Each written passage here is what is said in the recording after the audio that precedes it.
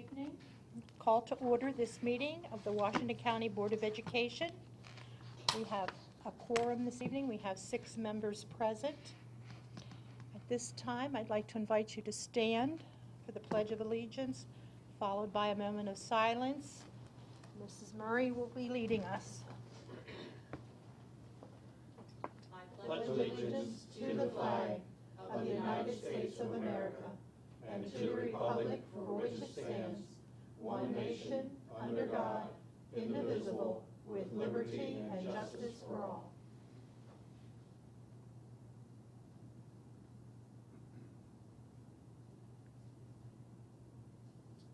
Thank you.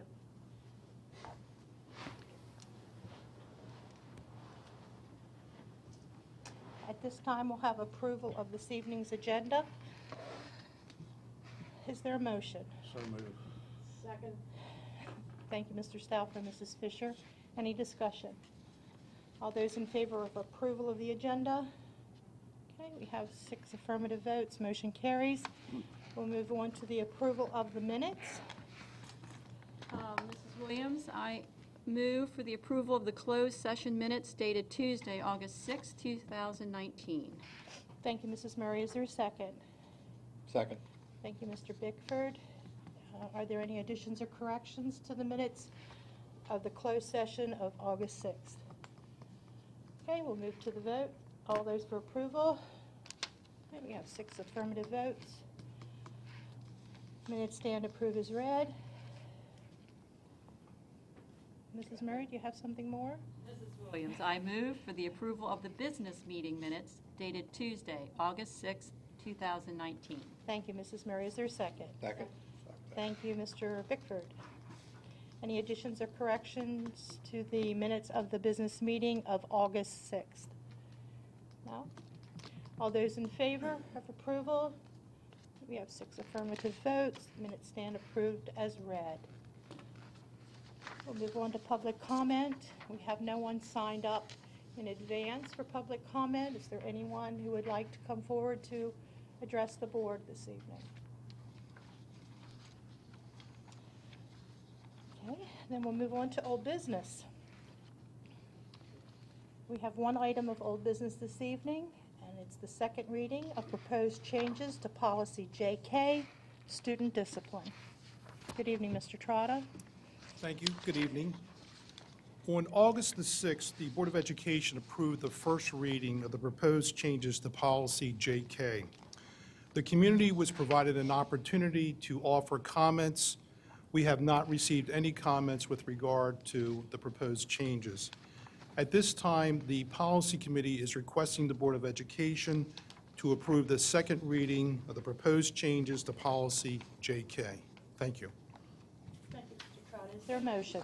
Madam President, I move to approve the second reading of proposed changes to policy JK entitled Student Discipline. Thank you, Mrs. Fisher. Is there a second? Second. Thank you, Mr. Stauffer. Any questions, any discussion?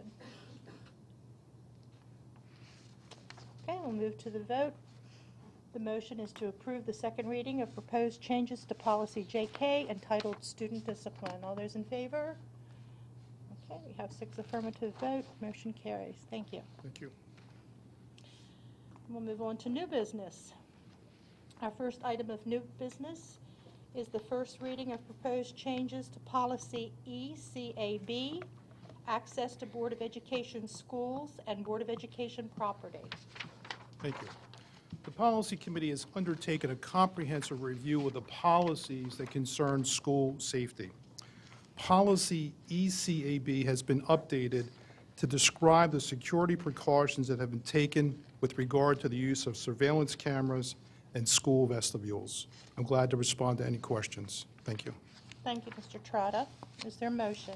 Madam President, I move to approve the first reading of proposed changes to policy ECAB entitled Access to Board of Education Schools and Board of Education Property.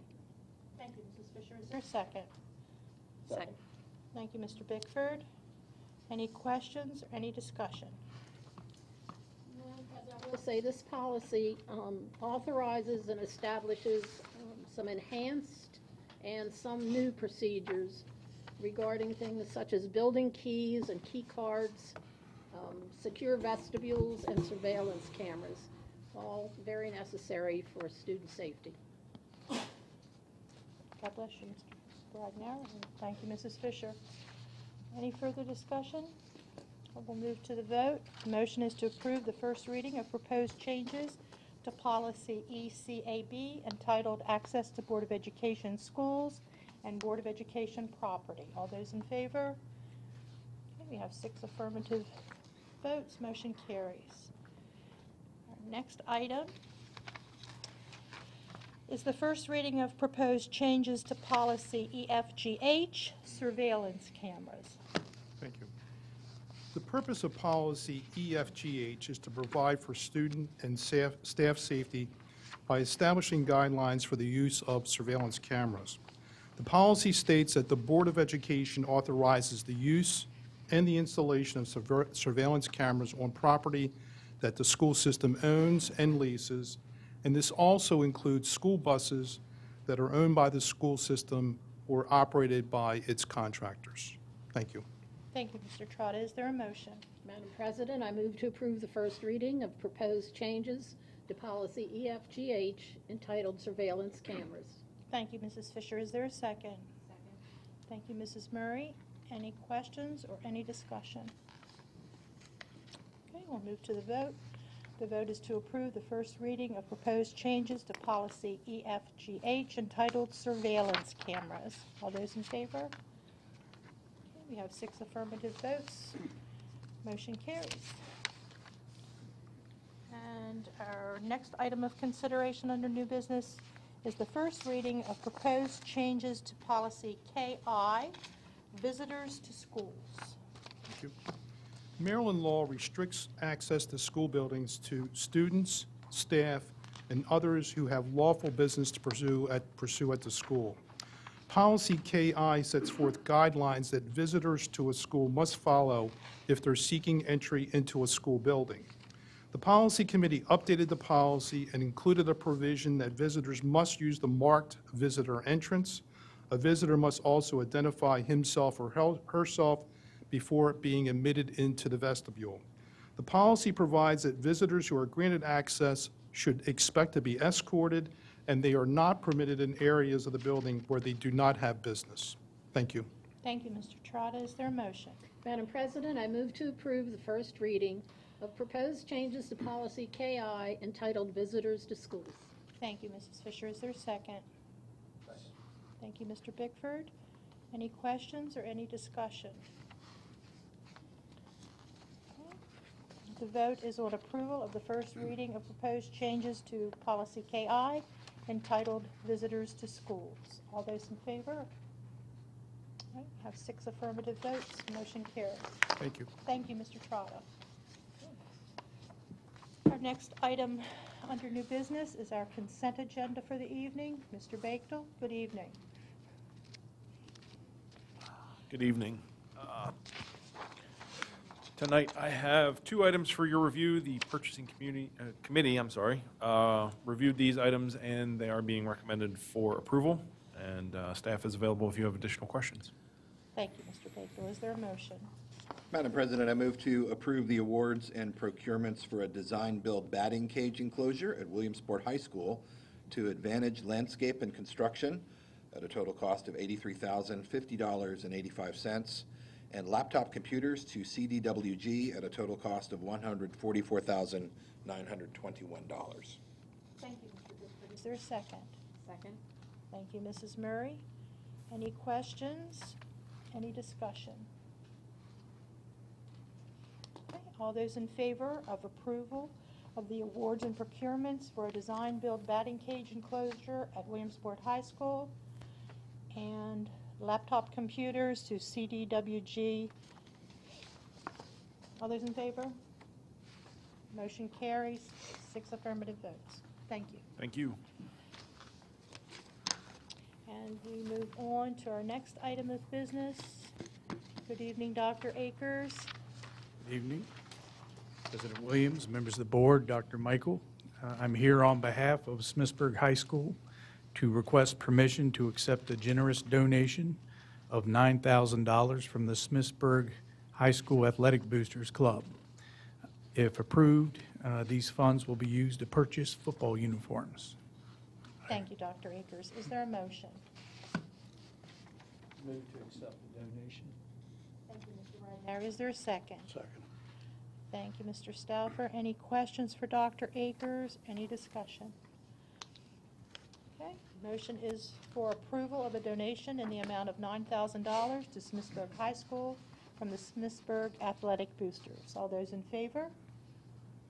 Okay, we have 6 affirmative votes. Motion carries. Our thanks to the Smithsburg Boosters. Thank you. Again, on behalf of Smithsburg High School, I'm requesting permission to accept the generous donation of $6,000 from the Nora Roberts Foundation. If approved, these funds will be used to replace the sound system in the auditorium. Thank you, Dr. Akers. Is there a motion?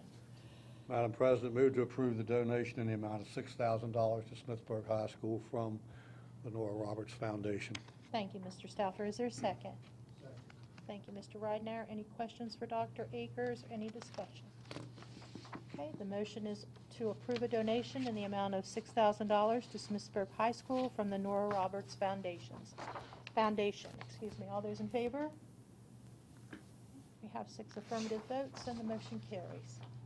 Thank you to the Nora Roberts Foundation for her generous donation.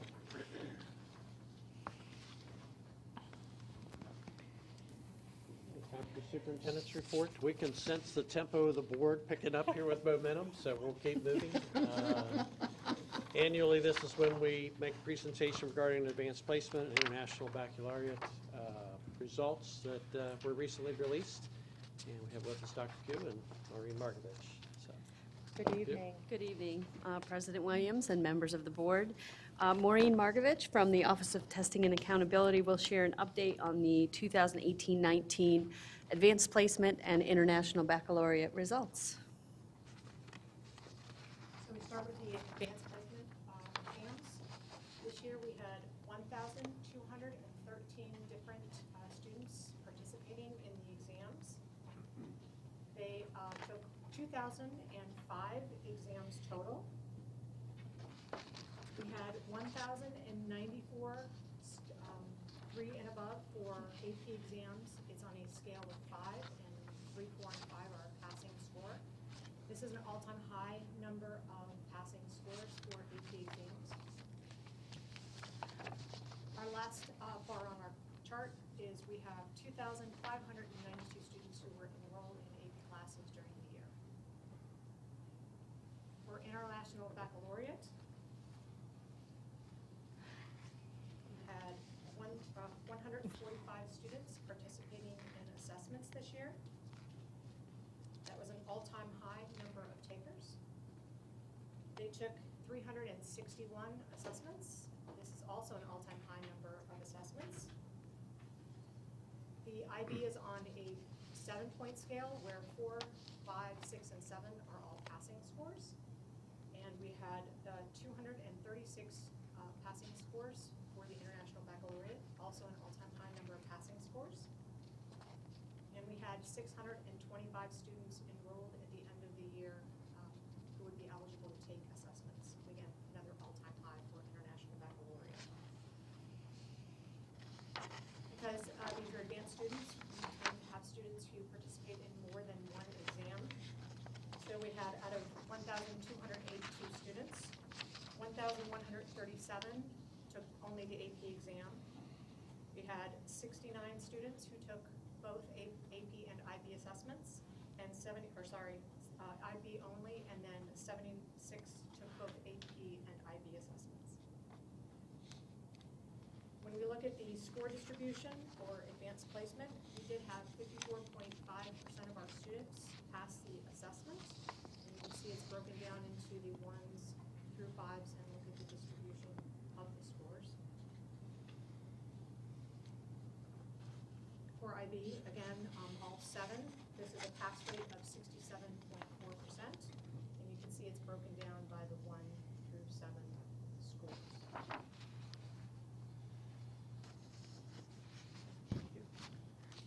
So notable accomplishments this year, Greensboro High for their statistics, had an 80.6 all-time high pass rate, and that was 25 participants. For South Hagerstown High, the Spanish language and culture pass rate was 92.3%, which is again an all-time high. That was 12 participants. Williamsport High, for Calculus BC, there's 2 levels of Calculus, AB, and the upper level of BC. They had 100% of the students who participated in Calculus BC pass the assessment. That was Kennington.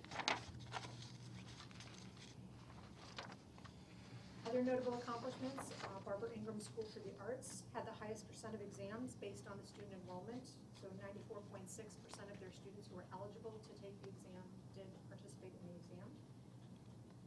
And Boonesboro High School had the highest number of exams overall in the county. They also had the highest percent of students passing at 78.3%. This is an all-time high pass rate for them. And they also had the highest percent of students passing scores based on student enrollment in AP courses. So 68.0% of the students who were eligible to take the exam passed the exam. The board members, those are certificates that we handed out during our annual A&S meetings, and certainly congratulations to the teachers and students that worked hard to accomplish those things. Also to North High for their all-time highs. They'll be acknowledged in September at our next council meeting. But again, congratulations to those teachers and students for that work. And one of the things that is new this year is that College Board has put together a complete online program that's made available to teachers that will include formative assessments as well as specific course guides and practice items. We used to have to order those and then break them apart and try to use them with students. So they've really worked hard to make it a functional and usable resource. In order to prepare for that, we've been working with our teachers to create a communication action plan so that our students and teachers are aware of the resources that are available, and then we've attended a lot of the regional trainings held by College Board. There's also staff training that occurs on a yearly basis. Typically, teachers go for a week or sometimes more to be trained in their specific content area. So we work to make sure that all of our teachers are current in their training.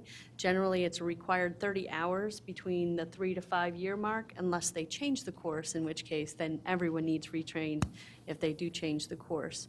We also invested in sending our leadership teams and principals to the AP annual conference, where they learned a lot of the best practices and strategies used by some of the most successful schools in the nation. And we'll continue this year and have had an AP District Council, which allows us time to meet together as leaders to practice those ideas that they learn from the council, and then redefining a lead role at the school so that there is someone who is helping support teachers in looking at their data, comparing it to the world and national averages, and making sure to do an analysis so that they can help support their students. We also have those one-on-one meetings where the teachers then can see how their specific students did. We'll continue those meetings this year because we found them very productive. It helps if you're the only AP Physics teacher in the school, it can be a lonely job, so it gives them an opportunity to get together with other AP Physics teachers around the district and continue that professional learning. We also continue to focus on increasing the diversity in our students taking academically challenging coursework and learning more about how to make sure our students feel welcome and feel that they're a part of that upper level courses and that they have the supports they need to be successful. So at this point, if you have any questions.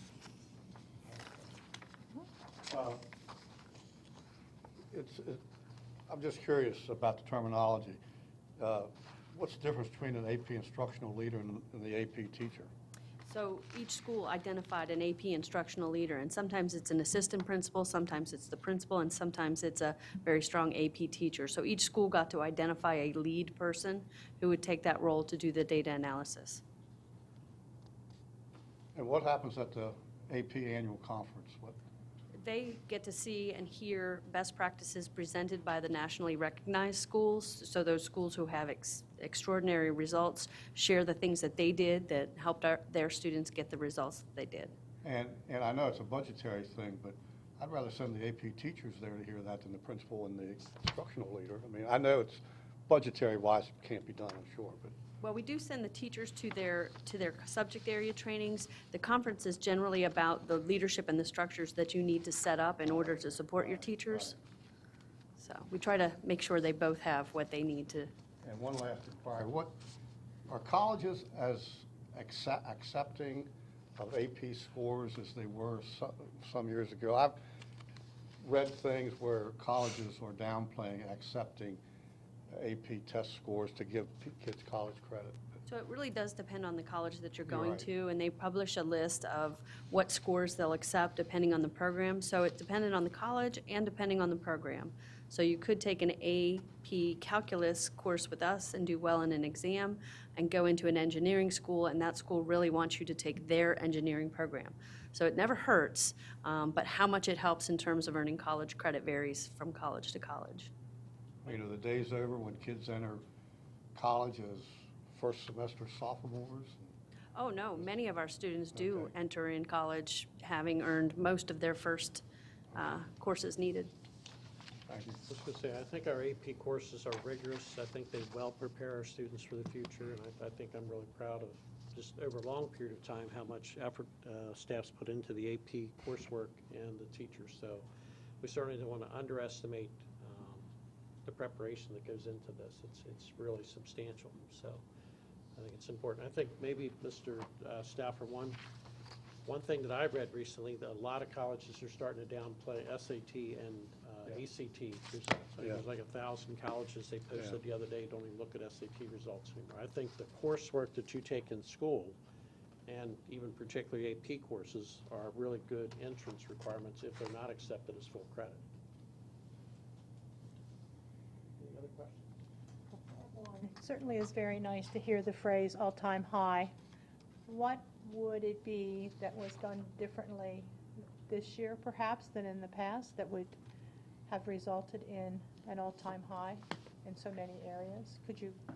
I look at just in the example that comes to my mind is the statistics course at Boonesboro High School. That's been a 4-year, the same teacher, really looking at analyzing his own data, making sure that he adjusts based on that. So I think having the time to really, and the focus to continue to improve, to make sure that your students have access to the level of rigor that they need has been good. I also think with the IB, I think it was 2 years ago, you approved doing the career programs, which opened access to a lot more students to participate in IB coursework rather than leading to the national, international diploma. They can take coursework that combines with their career technology area and also lead to a career programs diploma. So it's been open access. Great. Thank you.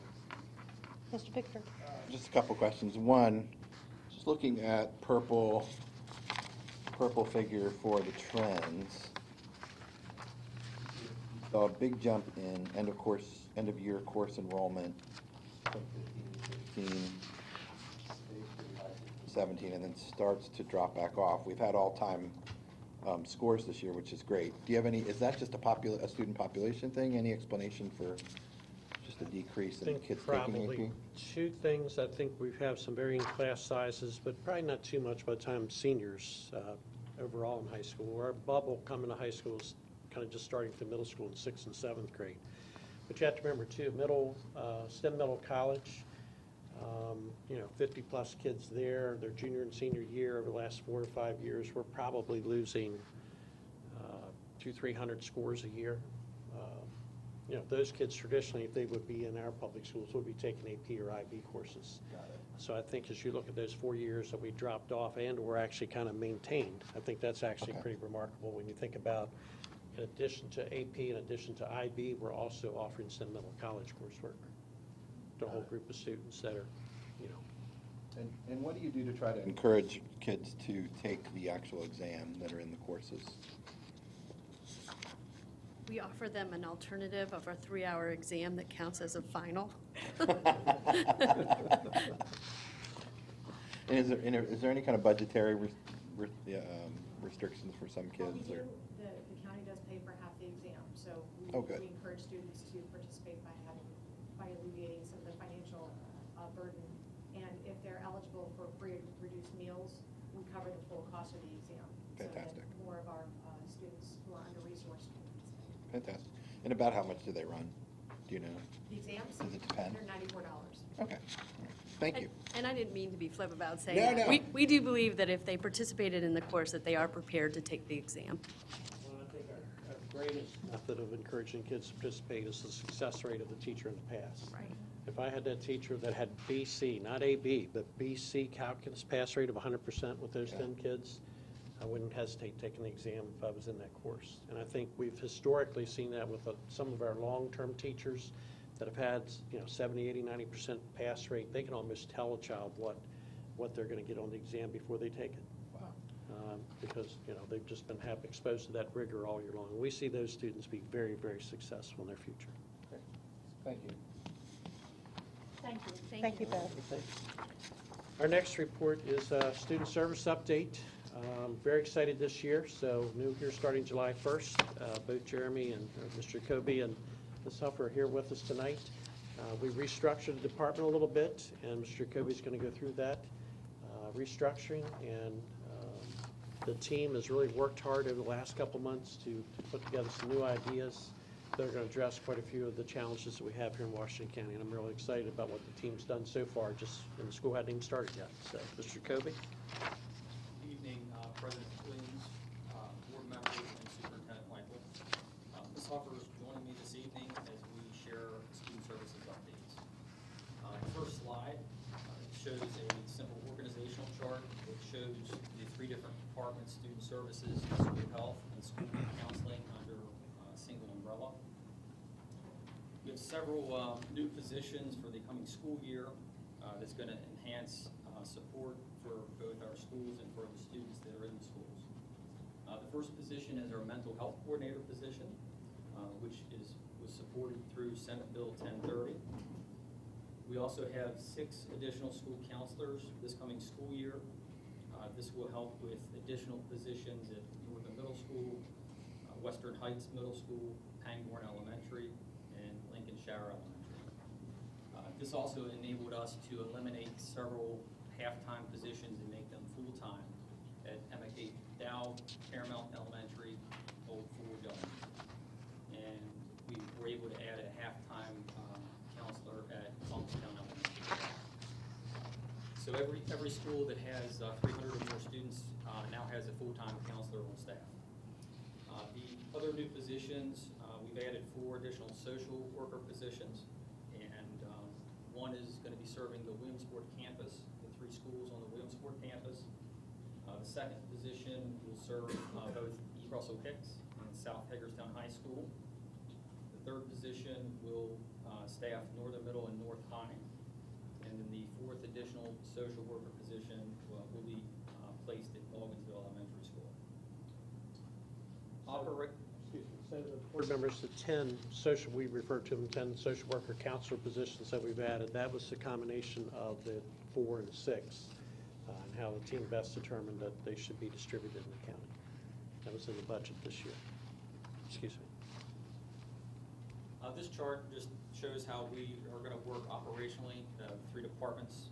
Obviously, there's significant overlaps between the work of each department, and that requires a strong collaboration between the 4 departments.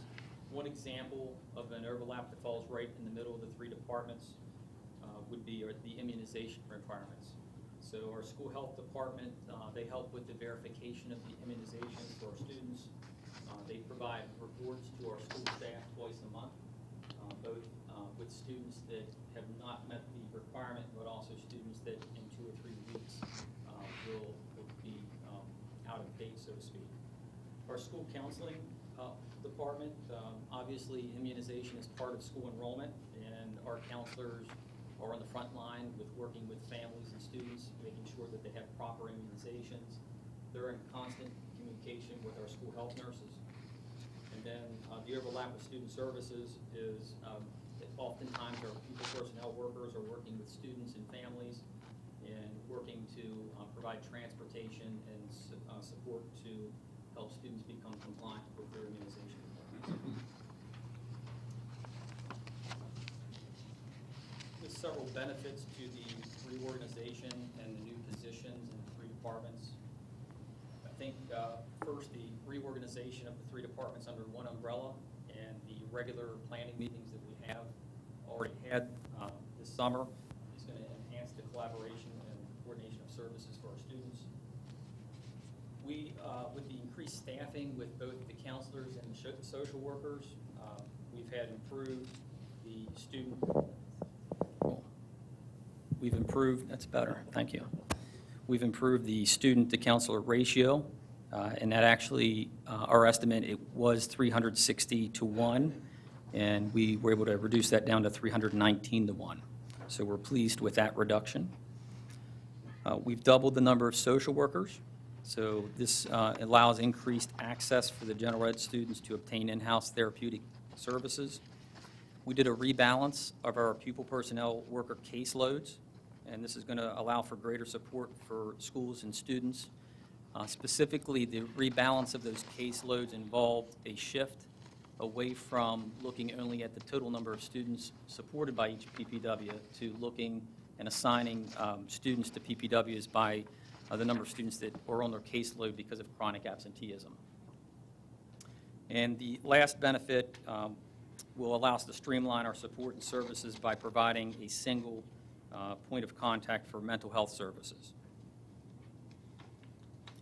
So under student services, my position oversees 6 key areas. From left to right, we have the homeless coordinator position. It supports about 750 students who are in transition each year. The mental health coordinator position, which I just spoke of, ensures that there's a linkage of mental health services for our students. Pupil personnel workers, we have 8 in the department. They are working very closely with the schools in the student support meetings. Their primary focus is improving attendance, reducing chronic absenteeism, keeping students engaged in school. The student support and transition specialist position is a grant-funded position and provides support and resources for at-risk students that are in group homes in Washington County. We have 17 student intervention specialists at the middle school and the high school level.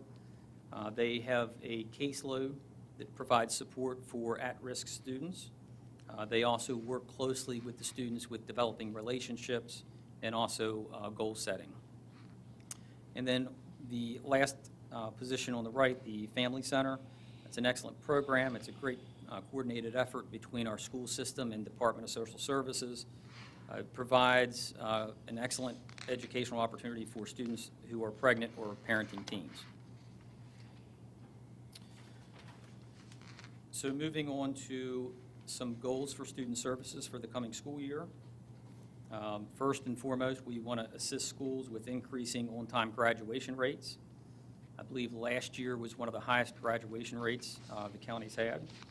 We also want to maintain our focus with continuing to decrease chronic absenteeism.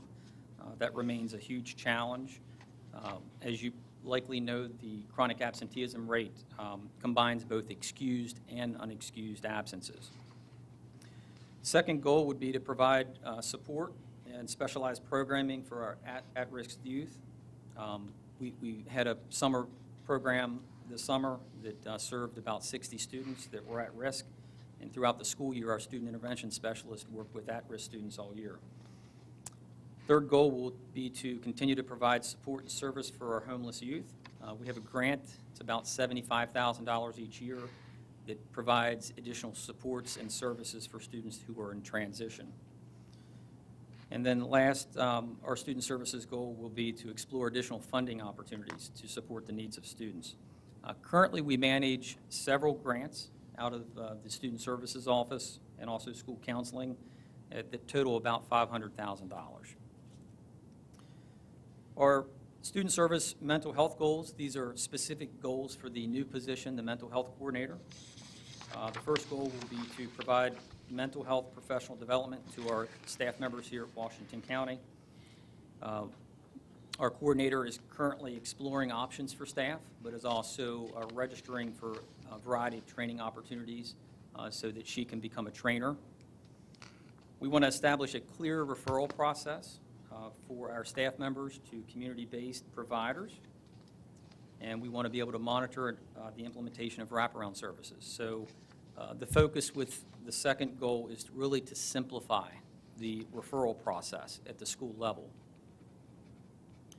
The last goal for the mental health coordinator this coming school year will be to strengthen connections with our local agencies and communicate resources with families.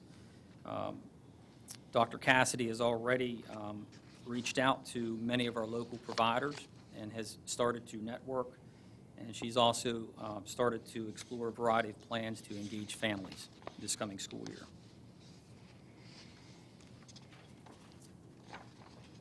The organizational chart for school health, my position oversees the supervisor, or the school health coordinator rather. The school health coordinator oversees 13 one-on-one nursing staff. These are typically RNs and LPNs, and they provide supports throughout the school day for students that have moderate to significant medical needs. The coordinator also oversees 7 health paraprofessionals, and those individuals work with students that have less intense medical needs. The goals for school health, first and foremost, we want to ensure that all students have access to quality school health services. A large part of the work that is done every year is establishing contracts both for the programming during the school year, but also the needs during the summer programs. Second goal for school health will be to encourage and support health and well-being activities within our schools. And then the last goal for school health will be to establish regular local school health council meetings with community stakeholders. Last week, on Thursday, we had our first local school health council meeting, and we started to identify and discuss well-being needs and successes moving forward. So successes from last school year and needs moving forward. And that conversation will continue as we move into the school year. At this time, I'd like to turn the presentation over to Ms. Huffer. She's going to share her organizational structure and goals for the upcoming school year. In the school counseling department, we have 64 school counselors. 6 of those are new this year. We have 1 lead counselor, who is Heather Williams, who's working here at CES. We have 8 social workers. 4 of those social workers are new. We have 12 parapros working in our alternative in-school suspension programs in the middle and high school levels. And we have 2 career technicians. The school counseling goals that we have this year are providing professional development for counselors to ensure the school counseling curriculum is delivered with fidelity in each school. This is following the ASCA and COMAR guidelines. Increasing the level of district services counselors provide to students. Ensuring classroom lessons on exploring college and career options are provided to all secondary students. This is where our Naviance program is delivered in all middle and high school in the county. Additional goals are providing additional staff training and support for restorative approaches, including positive behavior interventions and supports. We have 22 schools this year in the county that have a PBIS program in their school, and 5 of those schools were trained this summer. Ensuring an effective substance abuse program exists in every secondary school. We will be having SAP teams in all middle and high schools, working with the health department on those, as well as collaborating efforts with Washington Goes Purple across the entire system. Supporting school staff to ensure optimal learning environments exist, which are free from bullying and harassment. There are lessons at all grade levels across the county that school counselors deliver in their curriculum. We thought we would take this opportunity to just share some of the accomplishments in the past 3 months. As I indicated earlier, we did have a summer transition program that served about 60 rising freshmen that was held at 3 different schools.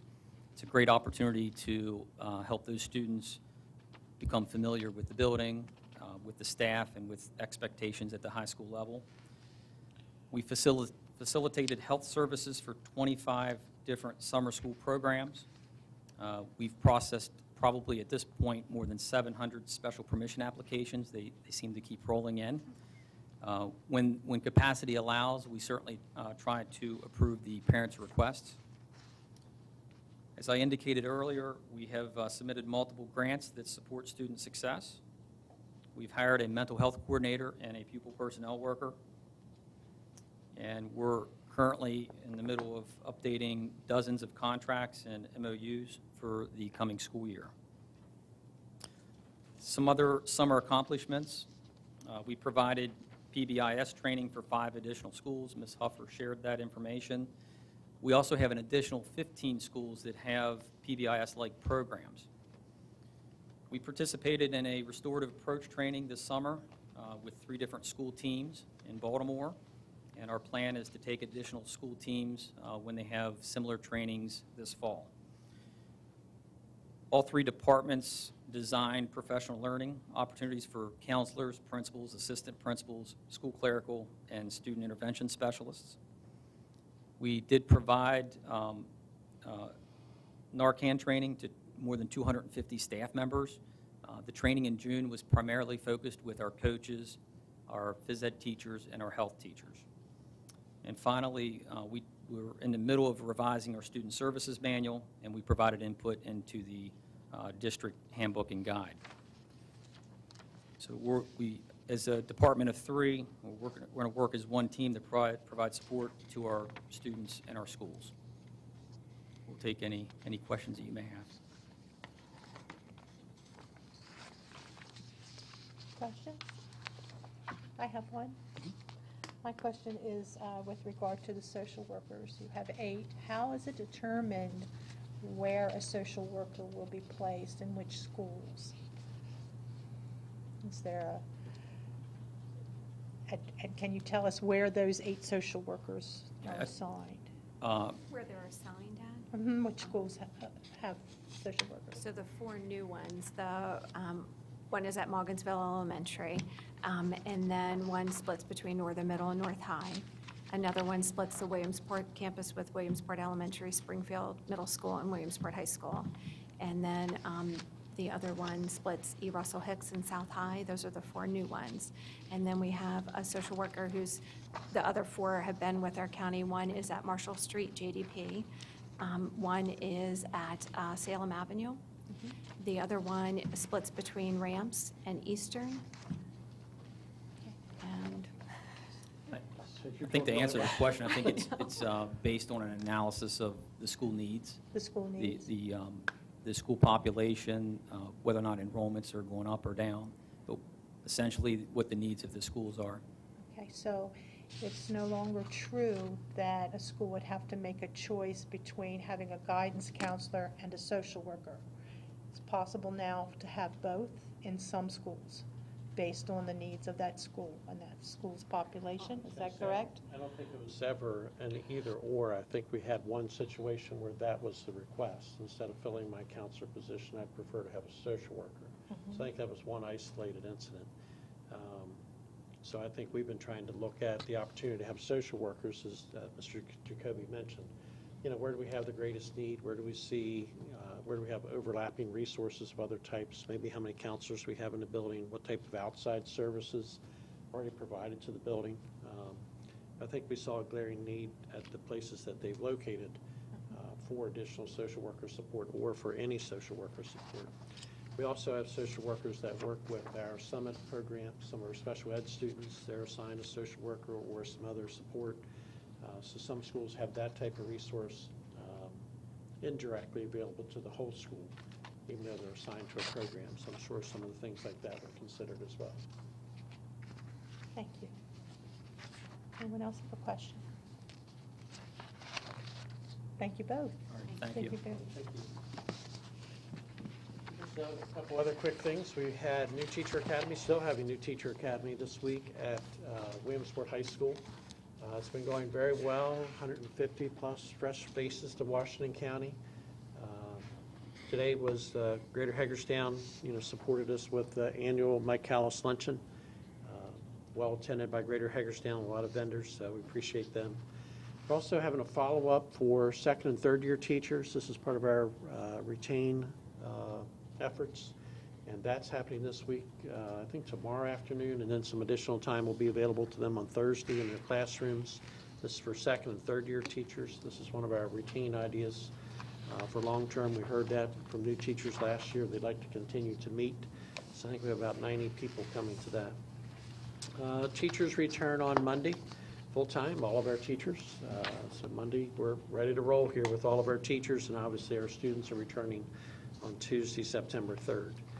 I won't model it, it doesn't quite fit me, but we do have something new. We've seen this in some other counties, PG County in particular. They have their kindergarten and pre-K students wear these, so this is something you put over your head. So, guess it does. Yeah. And, what we try to do as part of our bus driving training is make sure we connect a pre-K child and a kindergarten child with a parent. So this is going to help us to identify who our pre-K kindergarten students are. It'll help a substitute bus driver that gets on and has no idea who the students are to know that they need to connect this child with a parent when they drop them off at a bus stop. It's part of our training, so that's very important. So some of our pre-K teachers, as they're out visiting their students, even before school, they're actually going to give the students their vest. If they don't get them then, when they go home the first night, they'll have that on, and we'll encourage parents to have them wear them regularly. We did a little research, or the transportation team did a little research, and thought, well, there's no way kids are going to wear those things regularly, but in PG County, that it's like I don't know if it's a badge of honor or what it is, but kids regularly wear them. Parents see them as obviously a great, be safe. The reflection on it is great for, evenings when the, starting to get dark early, or, some of our morning pickups that are really early. So it's a pilot effort, but we're going to have them available for all our pre-K and kindergarten, and we'd encourage the public to help support this, and for drivers to be on the alert for our students that'll be at bus stops here in another week or so. One other item maybe I'll mention, food service workers, I think next week have their in-service, but bus drivers, we have and I take the bus driver in-service to keep my license current. We have our in-service on Thursday, and as part of that in-service, they're actually going to burn a bus. So part of that training will be to evacuate a bus. We'll use, obviously, staff to see how quickly we can evacuate a bus, even evacuate a special needs bus, and then there'll be a demonstration on a bus that burns, and just a reflection on how quickly a bus could burn, and just an awareness for our drivers to how important drills and things like that are. So that's happening on Thursday. I'm sure we'll have some information about that in the future. That's all I have tonight, Mrs. Williams. Thank you. Thank you very much, Dr. Michael. All right, we'll move on to personnel action. Dr. Bishop. Good evening, Mrs. Williams, Dr. Michael, and board members. As discussed earlier in closed session, there's several staff changes for your review. At this time, I ask for your approval of today's personnel actions. Thank you, Dr. Bishop. Is there a motion? So moved. Thank you, Mr. Stauffer. Is there a second? Second. Thank you, Mrs. Fisher. Any questions? Okay, the motion is on approval of personnel action as discussed earlier in closed session. All those in favor? Have 5 affirmative votes. Motion carries. Thank you. Thank you, Dr. Bishop.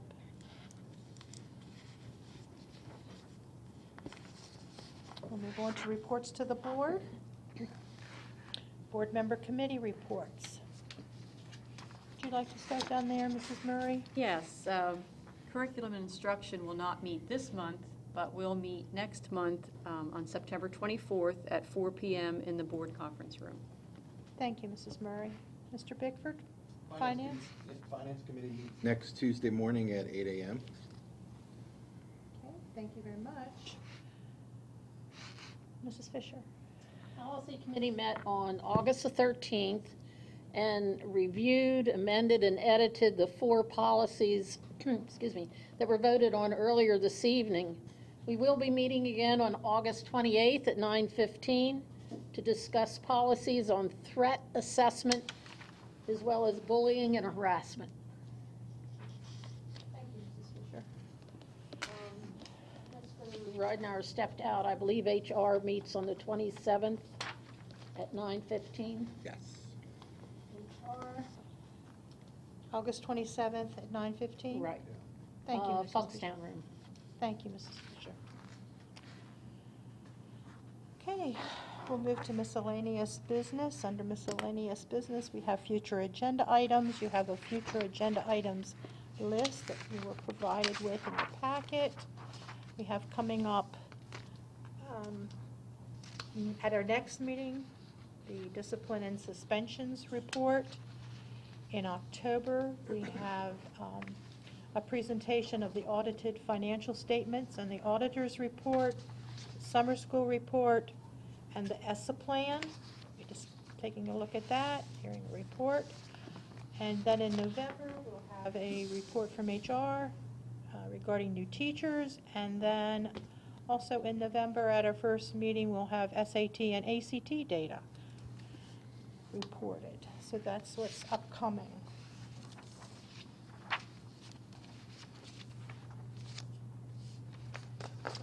And we'll move to board member comment.